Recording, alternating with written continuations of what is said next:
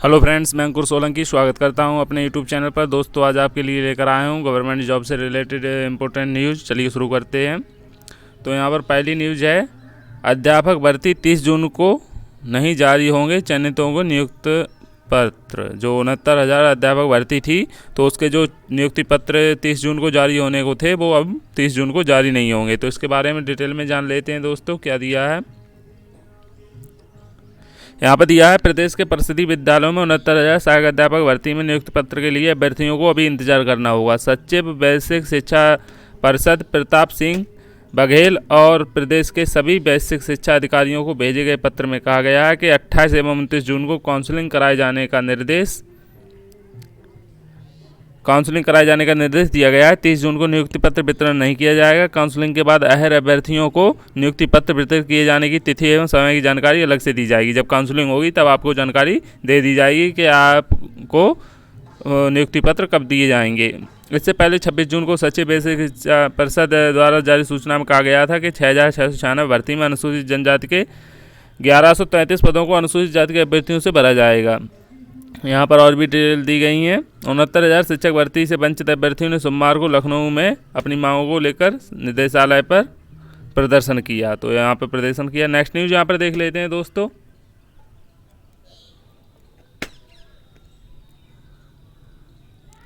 पर्यटन व निर्यात में आएगी तेजी, इलेक्ट्रॉनिक उत्पादन को बढ़ावा मिलेगा। यहाँ पर 2 लाख करोड़ रुपए भारत में खर्च किए थे विदेशी पर्यटकों ने 2019 में। गाइड व ट्रेवल एजेंसी को यहाँ पर 8% ब्याज पर मिलेगी गारंटी वाला कर्ज। यहाँ पर 94,000 ग्राम पंचायतों को इंटरनेट सुविधा, 19,000 करोड़ का ऐलान। जो ग्राम पंचायत हैं वहाँ पर इंटरनेट की सुविधा दी जाएगी, उन्हें ब्रॉडबैंड से जोड़ा जाएगा। 19,000 करोड़ रुपए का ऐलान कर दिया गया है। यहाँ पर और भी जानकारी है, देखिए। यहाँ पर 2.5 साल के शीर्ष पर पहुँचा कच्चा तेल। यहाँ पर 2.5 साल में जो कच्चा तेल था वो शीर्ष पर पहुंच गया है। नेक्स्ट न्यूज़ यहाँ पर देख लेते हैं। महामारी से जूझते उद्यमों को राहत, और भी यहाँ पर डिटेल दी गई हैं। पीएलआई में 6% तक प्रोत्साहन 1 साल बढ़ा।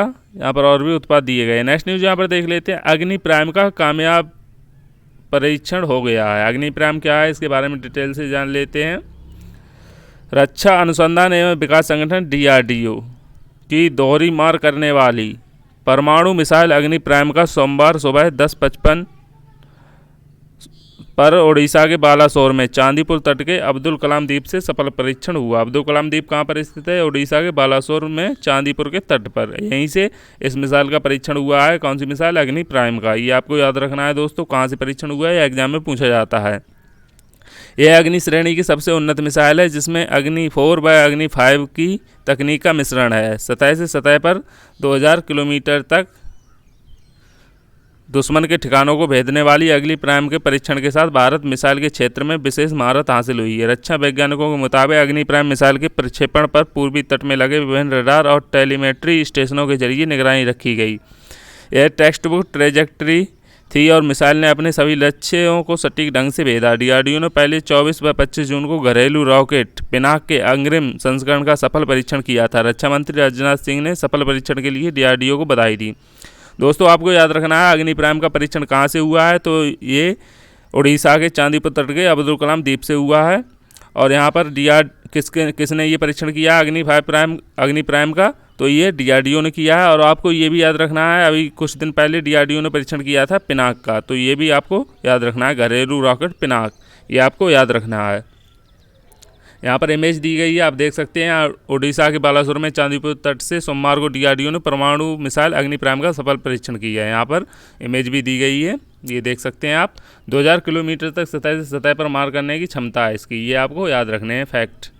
नेक्स्ट न्यूज़ यहाँ पर देख लेते हैं। सीमा क्षेत्रों में 63 पुलों का लोकार्पण। रक्षा मंत्री राजनाथ सिंह ने सीमावर्ती बुनियादी ढांचों विकास के तहत 6 राज्यों एवं 2 केंद्र शासित प्रदेशों में BRO द्वारा निर्मित 63 पुलों का सोमवार को राष्ट्र को समर्पित किया। 3 दिन की लद्दाख यात्रा पर गए राजनाथ सिंह ने लेह से 88 किलोमीटर दूर क्योंगम में पुलों का ऑनलाइन उद्घाटन किया। यहाँ पर और भी जानकारी दी गई है। चीन शासित तिब्बत सीमा पर पहुँचना आसान। राजनाथ सिंह ने कहा, हिमाचल प्रदेश में भी पोवारी व पू के बीच 3 पुलों का उद्घाटन किया है। इससे NH5 के रास्ते अब चीन शासित तिब्बत पहुंचना आसान हो गया है। तो दोस्तों ये बहुत अच्छी बात है। चीन भी अभी सीमा के पास सड़क निर्माण कर रहा है, तो भारत ने भी अभी सड़क निर्माण कंप्लीट कर लिया है, तो ये बहुत अच्छी बात है। चीन को 2 टूक यहाँ पर कही है राजनाथ सिंह ने, सेना हर चुनौती का मुंह तोड़ जवाब देने में सक्षम है। ये देखिए राजनाथ सिंह यहाँ पर लद्दाख के दौरे पर गए हैं, वहाँ की इमेज यहाँ पर दिखाई गई है। राजनाथ सिंह लद्दाख में सैनिकों से मिले। नेक्स्ट न्यूज़ यहाँ पर देख लेते हैं। मानव रहित गगनयान मिशन दिसंबर में, कोरोना लॉकडाउन की वजह से हार्डवेयर उत्पादन व आपूर्ति में हुई देरी। देश का पहला मानव रहित गगनयान मिशन का प्रक्षेपण इस साल दिसंबर के अंत तक होने की उम्मीद है। कोरोना की वजह से मिशन 1 साल देरी से चल रहा है। इसका प्रक्षेपण दिसंबर 2020 में होना था, लेकिन इस समय हार्डवेयर की आपूर्ति हुई देरी से इसे मानव रेटिंग बनाना संभव नहीं हो सका। मानव रेटिंग प्रक्षेपण यान उसे माना जाता है जिसके हार्डवेयर की विश्वसनीयता 0.99 होती है। मानव रेटिंग प्रक्षेपण यान किसे माना जाता है? जिसके हार्डवेयर की विश्वसनीयता 0.99 होती है। इतनी विश्वसनीयता होती है कि वो ख़राब नहीं होगा। मिशन के हिस्से के रूप में एक के बाद एक 2 मानव रहित यान के प्रक्षेपण की योजना है। एक के बाद एक 2 मानव रहित प्रक्षेपण यान की योजना है। भारतीय अंतरिक्ष अनुसंधान संगठन इसरो ने कहा, महामारी की दोनों लहरों ने मिशन को खासा प्रभावित किया है। तो यहाँ पर जानकारी दी गई है। और यहाँ पर देख लेते हैं, यहाँ पर फैक्ट और भी दिए हैं इसके बारे में। के सिवान जो इसरो के अध्यक्ष हैं उन्होंने क्या कहा है, कोरोना की वजह से उद्योगों में से हार्डवेयर का प्राप्ति में देरी हो रही है, फिर भी लक्ष्य को हासिल करने की कोशिश कर रहे हैं। अभी पता नहीं है इसरो अगले साल अगस्त तक मानवयुक्त मिशन के लक्ष्य को पूरा कर पाएगा या नहीं, लेकिन उस समय तक मिशन को लक्षित करने की कोशिश कर रहे हैं। रूस में 4 अंतरिक्ष यात्री उम्मीदवार ले चुके हैं प्रशिक्षण। केंद्रीय अंतरिक्ष राज्य मंत्री जितेंद्र सिंह ने कहा था कि पहला मानव रहित मिशन दिसंबर 2021 में और दूसरा मानव रहित मिशन 2022-23 में। इसके बाद मानव अंतरिक्ष उड़ान प्रदर्शन की योजना है। गगनयान कार्यक्रम के लिए भारत के 4 अंतरिक्ष यात्री उम्मीदवार रूस में प्रशिक्षण ले चुके हैं। नेक्स्ट यहाँ पर देख लेते हैं। 2022 में मानव अंतरिक्ष यान था पीएम मोदी का लक्ष्य। गगनयान कार्यक्रम की घोषणा पीएम नरेंद्र मोदी ने 15 अगस्त 2018 को की थी। प्रारंभिक लक्ष्य 15 अगस्त 2022 को भारत की स्वतंत्रता की 75वीं वर्षगांठ से पहले मानव अंतरिक्ष यान को लॉन्च करना था।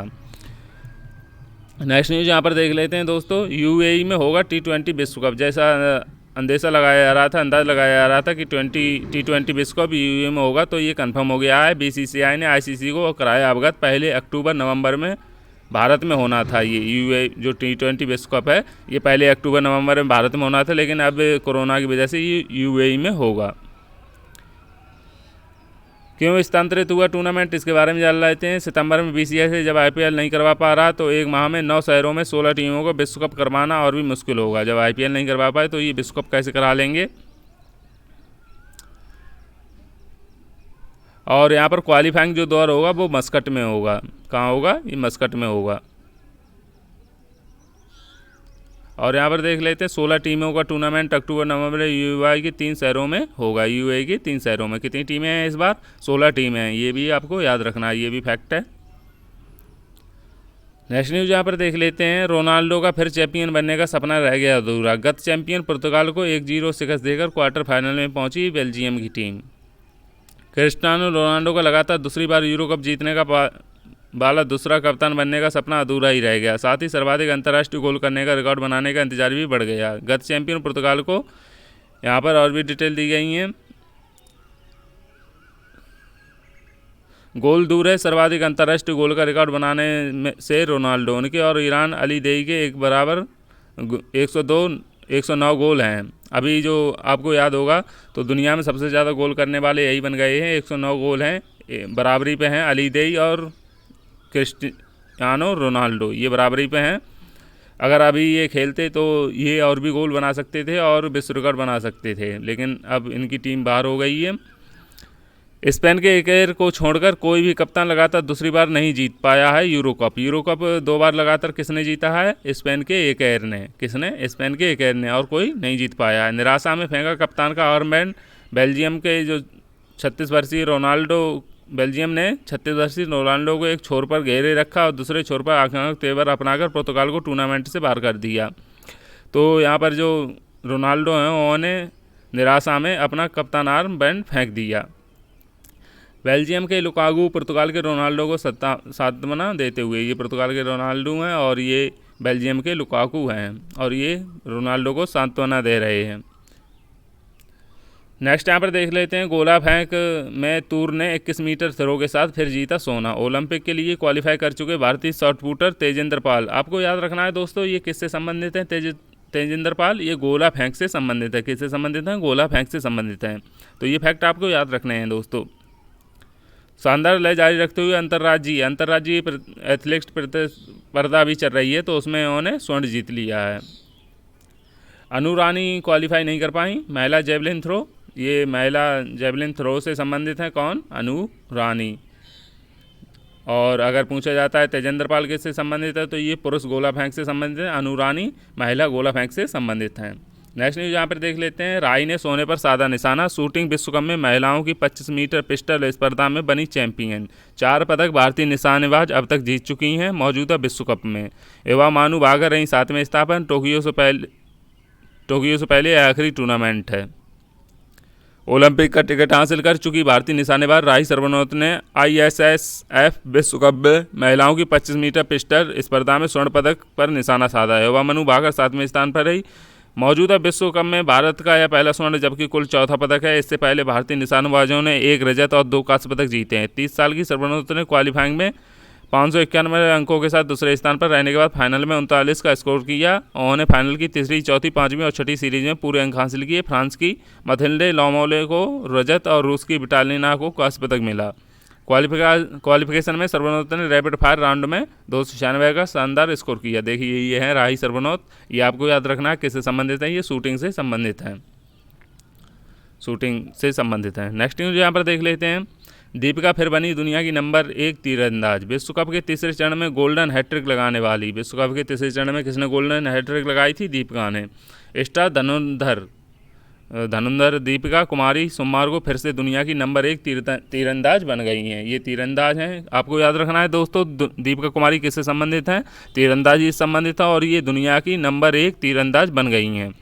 ये रांची की रहने वाली हैं और पहली बार 2012 में नंबर 1 रैंकिंग हासिल की थी और डोला बनर्जी के बाद यह उपलब्धि हासिल करने वाली दूसरी भारतीय तीरंदाज बनी थी। दीपिका टोक्यो ओलंपिक में भाग लेने वाली एकमात्र भारतीय महिला तीरंदाज होंगी। एकमात्र भारतीय महिला तीरंदाज होंगी। ये आपको याद रखना है, क्वेश्चन पूछ सकता है कि टोक्यो ओलंपिक में भाग लेने वाली एकमात्र भारतीय महिला तीरंदाज कौन है, तो ये दीपिका हैं, दीपिका कुमारी। तो ये आपको याद रखना है। 3 स्पर्धाओं में महिलाओं की व्यक्तिगत टीम यहाँ पर और भी जानकारी दी गई है। विश्व कप में एक दिन में 3 स्वर्ण पदक जीतने के बाद पहुंची शीर्ष पर। विश्व कप में एक दिन में 3 स्वर्ण पदक यहाँ पर जीते हैं उन्होंने। तो ये आपको फैक्ट याद रखने हैं दोस्तों, ये एग्जाम में पूछे जा सकते हैं। नेक्स्ट न्यूज़ यहाँ पर देख लेते हैं, यूपीपीएससी इंटरव्यू से पहले 55 अभ्यर्थियों के आवेदन अस्वीकृत कर दिए गए हैं। आयुष यूनानी विभाग में प्रवक्ता के पदों पर भर्ती के लिए 1 एवं 2 जुलाई को होने थे इंटरव्यू। यहाँ पर और भी डिटेल दी गई हैं। ये डिटेल आप देख सकते हैं। देखिए यहाँ पर क्या डिटेल दी गई हैं। नेक्स्ट न्यूज़ यहाँ पर देख लेते हैं दोस्तों, 68,500 शिक्षक भर्ती पुनर्मूल्यांकन में सफल अभ्यर्थियों को नहीं मिली नौकरी। यहाँ पर जो पुनर्मूल्यांकन हुआ 68,500 शिक्षक भर्ती, अभी 69,000 शिक्षक भर्तियों का अभी काउंसलिंग और नियुक्ति पत्र दिए जा रहे हैं, लेकिन 68,500 शिक्षक भर्ती में पुनर्मूल्यांकन सफल होने के बाद भी अभ्यर्थियों की अभी नौकरी नहीं मिली है। तो इसके खिलाफ इन्होंने प्रदर्शन किया है। 17 महीने बीत जाने के बाद भी काउंसलिंग नहीं कराई। अभ्यर्थियों ने नियुक्ति की मांग को लेकर सोमवार को सचिव उत्तर प्रदेश बेसिक शिक्षा परिषद को ज्ञापन सौंपा है। यहाँ पर और भी डिटेल दी गई है दोस्तों।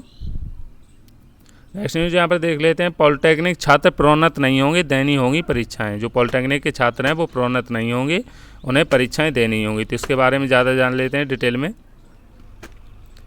उत्तर प्रदेश संस्थान के सभी छात्रों को फाइनल पेपर देने होंगे। किसी भी साल या सेमेस्टर के छात्रों को प्रोन्नत नहीं किया जाएगा।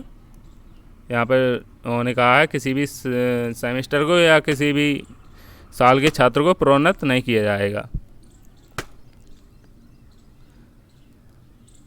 जिन छात्रों के पास लैपटॉप नहीं है उनको अपने गृह जनपद के संस्थान में जाकर ऑनलाइन परीक्षा देने की व्यवस्था पर विचार चल रहा है। परीक्षाएं 22 से 27 जुलाई तक प्रस्तावित हैं। ये भी आपको डेट आ गई है, आपको तैयारी अपनी स्टार्ट कर देनी चाहिए। छात्र घर में रहकर परीक्षा दे सकते हैं अगर उनके पास लैपटॉप है। 90 मिनट में 50 प्रश्नों को हल करना होगा। बहुविकल्पी प्रश्न होंगे यहाँ पर, वैकल्पिक प्रश्न 90 मिनट में 50 प्रश्नों को हल करना होगा। नेक्स्ट न्यूज़ यहाँ पर देख लेते हैं, 18 की उम्र में पति ने छोड़ा, बच्चे को लेकर नींबू पानी बेचा, आज पुलिस अधिकारी बनी है। तो दोस्तों, हौसलों के लिए जज्बा होना चाहिए, हौसले होने चाहिए, तो मंजिल ज़रूर मिल जाती है। ज़िंदगी से हार नहीं मानने की जिद ने एनी सिबा को दिलाई सफलता। तो ये सफलता क्या मिली है? केरल पुलिस की एक महिला पुलिस उपनिरीक्षक एनी सिबा ने इन दिनों काफ़ी चर्चा में है। उनके संघर्ष की कहानी लोगों के लिए प्रेरणा बनी है। महज 18 की उम्र में जब गोद में 6 महीने का बच्चा था तो पति ने साथ छोड़ दिया। इसके बाद ही माँ के वालों ने उन्हें घर से निकाल दिया, लेकिन ज़िंदगी से हार नहीं मानने की जिद ने एनी की सफलता का आधार तैयार किया। एनी ने अपना और अपने बच्चे का पेट पालने के लिए सड़कों पर नींबू पानी और आइसक्रीम बेचने के साथ ही कई छोटे मोटे काम किए। एनी काजी राम कोलम के KNM गवर्नमेंट कॉलेज से जब ग्रेजुएशन कर रही थी, इसी दौरान उन्होंने अपने परिवार के खिलाफ जाकर शादी कर ली थी। घर से निकाले जाने के बाद एनी सिबा अपने बेटे के साथ अपनी दादी घर के पीछे बनी झोपड़ी में रहने लगी। नौकरी मिलने से पहले एनी ने ज़बरदस्त संघर्ष किया और ये संघर्ष उन्हीं की सफलता का कारण बना। पढ़ाई रखी जारी। एनी ने बेटे की जिम्मेदारी संभालने के साथ पढ़ाई भी जारी रखी। समाजशास्त्र में ग्रेजुएशन पूरा किया। एनी सिबा ने 2014 में तिरुवनंतपुरम में कोचिंग सेंटर में एडमिशन लिया और एक दोस्त की मदद से सब इंस्पेक्टर की परीक्षा दी। 2016 में एनी की सफलता मिली और वह एक पुलिस अधिकारी बनी। 3 साल बाद यानी साल 2019 में उन्होंने सब इंस्पेक्टर की परीक्षा पास की और अब करीब 1.5 साल की ट्रेनिंग के बाद उन्होंने बरगला थाने में प्रोबेशनरी सब इंस्पेक्टर के रूप में कार्यभार संभाला है। नेक्स्ट न्यूज़ यहाँ पर देख लेते हैं। चीन ने बनाया सबसे बड़ा बांध, 2 जल विद्युत इकाइयाँ शुरू की। चीन ने दुनिया का सबसे बड़ा जल विद्युत बांध बनाने का दावा किया है। दोस्तों, चीन ने सोमवार को आधिकारिक तौर पर इस जल विद्युत संयंत्र को शुरू करने का ऐलान करते हुए इसका पूरा श्रेय कम्युनिस्ट पार्टी को दिया है। चीनी अखबार ग्लोबल टाइम्स ने कहा है, पार्टी की 100वीं वर्षगांठ के मौके पर देश को विश्व के सबसे बड़े हाइड्रो पावर संयंत्र का तोहफा दिया गया है। तो ये उन्होंने दावा किया, अभी कंफर्म नहीं हुआ है। दोस्तों, नेक्स्ट न्यूज़ यहाँ पर देख लेते हैं। अब हाइड्रोजन ऊर्जा के विश्व मानचित्र पर चमकेगा मिर्ज़ापुर। कालजयी उपन्यास चंद्रकांता बेजोड़ तिलिस्म का गवाह मिर्ज़ापुर शक्तिगढ़ इलाका विश्व मानचित्र पर हाइड्रोजन ऊर्जा के लिए भी अपनी उपस्थिति दर्ज कराने वाला है। इस वर्ष के अंत तक छत्तीसगढ़ में हाइड्रोजन ऊर्जा उत्पादन के लिए विश्व में सबसे बड़े 2 अत्याधुनिक प्लांटों की स्थापना होगी। कहाँ पर प्लांटों की स्थापना होगी? तो ये मिर्ज़ापुर में होगी। हाइड्रोजन भी अल्ट्रा प्योर होगी। हाइड्रोजन के अलावा बड़ी मात्रा में मीथेन गैस, ग्रेफाइट कोयल और चारकोल भी उत्पादित होगा। यहाँ पर और डिटेल देख लेते हैं। स्थापित होने वाले दोनों की प्लांटों की क्षमता प्रतिदिन 2 टन होगी। इसके साथ स्वाभाविक रूप से उत्पादन होने वाली मीथेन गैस का इस्तेमाल घरों एवं उद्योगों से लेकर बस, कार एवं ऑटो रिक्शा चलाने के लिए हो रहा है। साल के अंत तक 2 बड़े अत्याधुनिक प्लांट की स्थापना होगी। बायो वेस्ट तकनीक के जरिए 2 टन हाइड्रोजन ऊर्जा पैदा होगी। 740 लाख टन बायो वेस्ट से 30 लाख टन हाइड्रोजन यहाँ पर बनेगी। प्रीतम सिंह ने बताया, प्रोफेसर जो प्रीतम सिंह ने उन्होंने बताया कि भारतीय खेतों से प्रतिवर्ष 740 लाख टन बायो वेस्ट निकलता है। इससे भारत अपनी आवश्यकता से 3 गुना अधिक हाइड्रोजन का उत्पादन कर सकेगा। तो ये मिर्ज़ापुर में है। ये आपको मिर्ज़ापुर में प्लांट लगने वाले हैं हाइड्रोजन के, तो आपको याद रखना है दोस्तों, ये एग्जाम में आ सकता है। नेक्स्ट न्यूज़ यहाँ पर देख लेते हैं। शूटिंग विश्व कप, राही सर्वनोत ने स्वर्ण पदक पर निशाना साधा। ओलंपिक टिकट कटा चुकी भारतीय निशानेबाज, ये आपको न्यूज़ पहले ही बता चुका हूँ। टूर्नामेंट का पहला स्वर्ण है और यह शानदार प्रदर्शन आपको पहले न्यूज़ बता चुका हूँ। तो आज के लिए दोस्तों इतना ही। वीडियो अच्छी लगी हो तो लाइक शेयर सब्सक्राइब जरूर करना। Thank you all for support.